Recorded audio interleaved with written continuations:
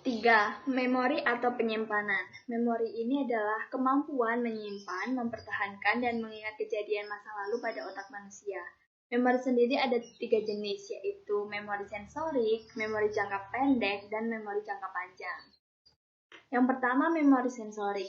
Memori yang menyimpan informasi dalam sekejap.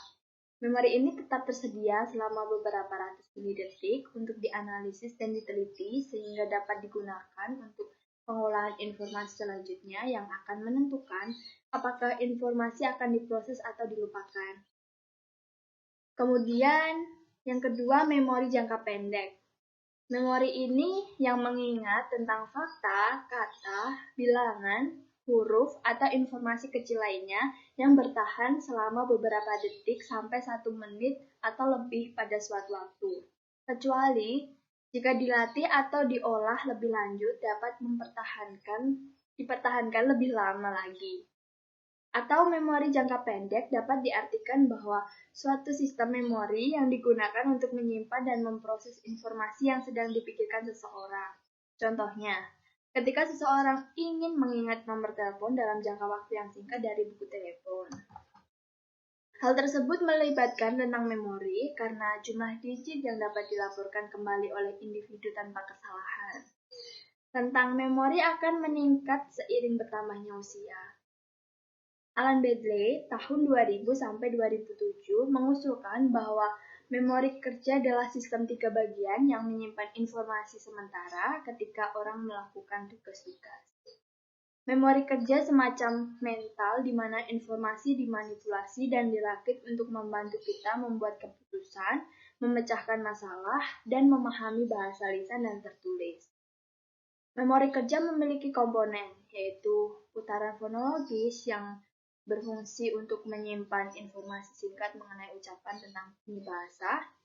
Kemudian memori kerja visual spasial yang berfungsi sebagai menyimpan informasi visual dan spasial. Dan yang terakhir adalah para eksekutif pusat yang mengintegrasikan informasi tidak hanya dari lingkaran fonologis dan ingatan kerja visual spasial, tetapi juga memori panjang. Kemudian, yang ketiga, memori jangka panjang. Memori jangka panjang ini adalah memori yang menyimpan informasi dengan jangka waktu yang lebih panjang dan permanen. Memori jangka panjang ini memiliki beberapa jenis, yaitu memori deklaratif dan non-deklaratif, kemudian memori episodik dan semantik. Untuk memori deklaratif ini adalah ingatan yang dapat dikendalikan secara sadar, sengaja, dan fleksibel. Contohnya ketika kita memikirkan suatu kejadian fakta yang pernah kita alami. Kemudian memori non-deklarasi. Memori ini adalah sebuah sistem memori yang mempengaruhi persepsi dan tingkah laku individu tanpa melihat pengetahuan, kesadaran, ataupun keinginan. Kemudian memori episodik. Memori ini adalah memori yang menyimpan informasi mengenai kejadian atau pengalaman pribadi. Misalnya pengalaman masa kecil, mengingat film yang ditonton minggu lalu, atau nama buku yang disarankan oleh dosen atau lain sebagainya. Kemudian yang terakhir adalah memori semantik. Memori ini adalah memori yang mengingat mengenai pengetahuan, misalnya kata-kata, fakta-fakta. Selanjutnya adalah teori yang menggambarkan informasi dalam memori, yaitu ada 3. Yang pertama teori skema, yang kedua skrip, yang ketiga teori jejak kabur. Yang pertama adalah teori skema. Teori ini menyatakan bahwa ketika kita merekonstruksikan informasi, kita mencocokkannya dengan informasi yang sudah ada dalam pikiran kita. Teori ini juga menjelaskan bagaimana informasi dalam memori diatur dan terhubung. Singkatnya, dalam teori skema akurat memprediksi bahwa orang tidak selalu menyimpan dan mengambil bit data dalam mode akurat seperti komputer. Pikiran bisa mendistorsi kejadian seperti mengodekan dan menyimpan tayangan realitas. Pipa dan Salmon tahun 2009. Yang kedua, skrip. Skema untuk sebuah kejadian. Skrip sering mengandung informasi tentang ciri fisik, orang dan kejadian khas, jenis informasi yang membantu ketika guru dan siswa perlu mencari tahu apa yang terjadi di sekitar mereka. Yang terakhir adalah teori jejak kabur. Ketika individu mengodekan informasi, maka ada dua jenis representasi memori, yaitu yang pertama, jejak memori verbatim yang terdiri atas rincian yang tepat. Yang kedua adalah jejak kabur atau inti, yang merupakan ide sentral dari informasi. Brainerd dan lain, tahun 2006, Reina dan Rivers, tahun 2008. Selanjutnya yang keempat, pengambilan dan melupakan. Untuk pengambilan adalah ketika mencari dan menemukan informasi yang relevan. Faktor yang mempengaruhi pengambilan adalah sifat isyarat yang digunakan seseorang untuk membangkitkan memori mereka. Tahun 2008. Pertimbangan lain dalam memahami pengambilan adalah prinsip kekhususan pengodean, bahwa asosiasi yang terbentuk pada saat pengodean atau pembelajaran cenderung menjadi isyarat pengambilan yang efektif. Semakin banyak uraian yang digunakan anak dalam pengodean informasi, semakin baik memori mereka akan informasi. Isyarat bergantung adalah kegagalan pengambilan yang disebabkan oleh kurangnya petunjuk pengambilan yang efektif. Teori ini juga konsisten dengan teori gangguan yang menyatakan bahwa kita lupa bukan karena kita benar-benar kehilangan memori dari penyimpanan, melainkan karena informasi lain menghalangi apa yang coba kita ingat. Sumber lain melupakan adalah pembusukan memori. Kemudian expertise atau keahlian. Para ahli menunjukkan memori yang sangat mengesankan di bidang keahlian mereka. Tahun 2015. Salah satu alasan mengapa anak-anak kurang mengingat dibandingkan orang dewasa adalah karena mereka kurang ahli dalam banyak bidang. Cara yang dapat membantu siswa belajar dan mengingat. Yang pertama adalah mendeteksi fitur dan pola yang bermakna informasi. Yang kedua, mengumpulkan lebih banyak konten pengetahuan dan mengaturnya dengan cara yang menunjukkan pemahaman tentang topik. Yang ketiga, mengambil aspek penting pengetahuan tentang dengan sedikit usaha. Yang keempat, beradaptasi pendekatan dengan situasi baru. Yang terakhir, menggunakan strategi yang efektif. Kemudian metakognisi. Apa sih itu metakognisi? Metakognisi terjadi ketika siswa sadar beradaptasi dan mengelola strategi berpikir selama mereka berpikir mengenai pemecahan masalah dan tujuan, atau dengan mudah diartikan memikirkan apa yang sedang dipikirkan. Kemudian metakognisi perubahan perkembangan, yaitu yang pertama pada masa kanak-kanak. Peneliti berfokus pada metamemori anak-anak atau pengetahuan tentang cara memori bekerja, Katie Casely dan Ryan, tahun 2010.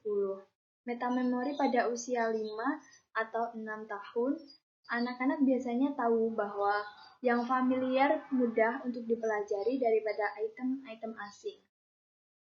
Di mana daftar pendek lebih mudah daripada yang panjang, pengakuan lebih mudah mengingat, dan menjadi mudah melupakan sesuatu. Ryan dan Wavell tahun 1993. Dengan cara lain, bagaimanapun, metamemori anak-anak adalah terbatas. Setiap anak memiliki teori pikiran yang mengacu pada kesadaran proses mental mereka sendiri dan proses mental orang lain. Para peneliti juga menemukan bahwa anak-anak autis mengalami kesulitan dalam mengembangkan teori pikiran, terutama dalam memahami keyakinan dan emosi orang lain. Hall tahun 2009. Terkadang, hal ini disebut sebagai kebutaan pikiran. Jureci tahun 2006. Mengenai perkembangan teori pikiran, yaitu pada usia 2-3 tahun, pada usia ini anak-anak mulai memahami 3 keadaan mental, yaitu persepsi, emosi, keinginan atau hasrat. Untuk persepsi, anak dapat menyadari bahwa Orang lain melihat apa yang ada di depannya belum tentu sama dengan apa yang dilihatnya. Kemudian emosi. Anak dapat membedakan antara emosi positif dan negatif. Untuk emosi positif misalnya senang, cinta, keyakinan, romansa, dan lain-lainnya. Untuk emosi negatif, ada contohnya sedih, kecewa, takut, dan lain-lain. Kemudian yang terakhir adalah keinginan atau hasrat. Anak memahami bahwa jika seseorang menginginkan sesuatu, ia akan mencoba mendapatkannya. Selanjutnya adalah usia 4-5 tahun. Pada usia ini, anak-anak dating memahami bahwa pikiran dapat mewakili objek dan peristiwa secara akurat atau tidak akurat. Selanjutnya, pertengahan dan akhir masa kanak-kanak. Pada usia ini, anak-anak bergerak dari pemahaman bahwa keyakinan dapat bersifat palsu untuk memahami keyakinan dan pikiran sebagai interpretif. Dicontohkan dalam kesadaran bahwa peristiwa yang sama dapat bersifat multitafsir. Karpedel dan Candel tahun 1996. Kemudian yang terakhir adalah pada masa remaja. Pada usia ini memiliki lebih banyak sumber daya yang tersedia bagi mereka daripada anak-anak. Dan mereka lebih terampil dalam mengarahkan sumber daya. Remaja memiliki tingkat pemahaman metatingkat yang lebih baik dari strategi, yaitu mengetahui strategi terbaik untuk digunakan dan kapan harus menggunakannya dalam melakukan tugas belajar. Tahun 2009. Kemudian yang B, model pemrosesan informasi yang baik. Anak-anak diajarkan oleh orang tua atau guru untuk menggunakan strategi tertentu. Guru dapat menunjukkan persamaan dan perbedaan dalam beberapa strategi dalam domain tertentu. Pada titik ini, siswa mengakui keunggulan umum menggunakan strategi yang menghasilkan pengetahuan strategi umum.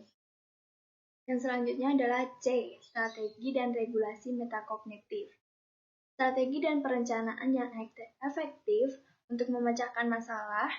Untuk melakukan strategi efektif, mereka perlu memiliki strategi dalam memori jangka panjang. Banyaknya strategi juga tergantung pada pengetahuan sebelumnya. Kesimpulannya dari materi pendekatan pengolahan informasi adalah materi ini bertujuan untuk memberikan informasi mendalam tentang cara berpikir dan cara anak untuk mengolah sebuah informasi. Hal ini penting untuk para pengajar agar dapat diperhatikan bahwa cara anak untuk mengolah suatu informasi berbeda-beda. Oleh sebab itu, materi ini mampu memberikan informasi yang bagus untuk kelangsungan mengajar nantinya. Terima kasih. Sekian dari kelompok kami. Apabila ada kesalahan kata, mohon maaf. Wassalamualaikum warahmatullahi wabarakatuh.